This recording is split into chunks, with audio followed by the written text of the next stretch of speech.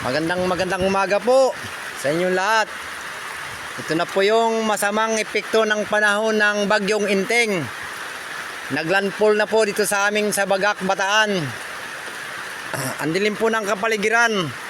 Wala ka pong makita kahit na isang liwanag.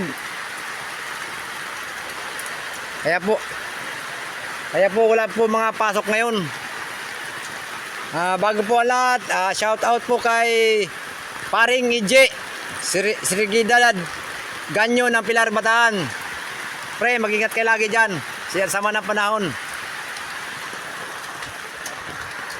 Aming karagatan, punong-puno na ng kaulanan. Itong bagyo na to, wala pong hangin, puro ulan lang. Pero napakalakas ng ulan.